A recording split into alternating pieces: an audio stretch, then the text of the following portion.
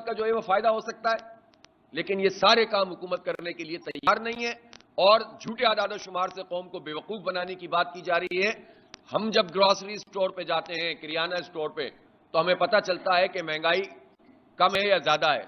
کوئی چیز ایسی نہیں ہے جس کی قیمت کم ہو رہی ہو، بلکہ بڑھ رہی ہے۔ جب بنیادی ضرورت کی چیزیں بڑھ رہی ہیں تو مہنگائی کم کیسے ہو رہی ہے؟ تو اس لیے یہ اعداد و شمار سے مسئلہ حل نہیں ہوگا۔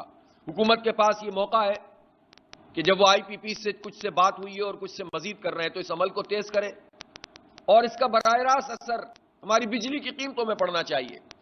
تو ٹیرف میں کمی کرنے کے بجائے جعلی قسم کا ونٹر پیکیج انہوں نے اناؤنس کیا، اور مجھے یقین ہے کہ خود حکومت میں شامل لوگ اور جو لوگ لیکچر دے رہے ہیں معیشت کی بحالی کی، ان کو ہی نہیں پتا ہے ونٹر پیکیج کیا ہے۔ ابھی ایک لیکچر کل پرسوں ہوا ہے یہاں پر ان کے ساتھ جو بزنس کمیونٹی ہے، اگر آپ انہیں بھی پوچھ لیں گے نا یہ ونٹر پیکیج ذرا میں بتائیں تو ان کو بھی نہیں پتا ہوگا۔ یہ ونٹر پیکیج یہ ہے کہ پچھلے سال اگر آپ دسمبر کے مہینے میں 500 یونٹ خرچ کیے تھے، تو اس سال اگر آپ 600 یونٹ خرچ کریں گے تو 500 سے اوپر والے کے اوپر آپ کو اتنے روپے کی چھوٹ مل جائے گی۔ تو کیوں کرے گا کوئی 500 سے اوپر یونٹ خرچ بھائی، جس نے پچھلے سال 500 یونٹ خرچ کی تھے؟ یہ کیا آپ ترغیب دے رہے ہیں؟ اسے پیکیج کہتے ہیں آپ۔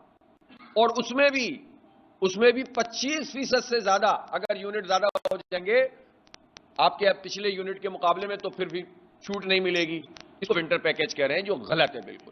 اگر انڈسٹری کو بھی دیا ہے تو انڈسٹری کو اگر 6 مہینے پہلے کم از کم آپ نہیں بتائیں گے تو انڈسٹری اپنے آپ کو پلان نہیں کرتی ہے کہ کس طرح اس کو پروڈکٹ بنانی ہے اور زیادہ بجلی کنزیوم کرنی ہے۔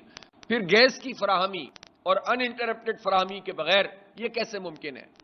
تو اس لیے یہ پیکیجز کی ضرورت نہیں ہے، سیدھے جو ٹیرف ہے اس کو کم کیا جائے اور ریلیف فراہم کیا جائے۔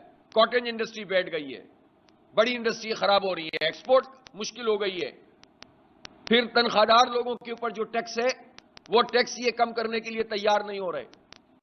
اس وقت بھی 3-4 مہینے کی جو رپورٹ آئی تو 114 ارب روپے تنخواہ دار لوگوں نے جمع کرایا ہے، اور جاگیرداروں نے تو 1 یا 2 ارب روپے ہی جمع کرایا ہوگا بمشکل، آبیانہ کے نام پر۔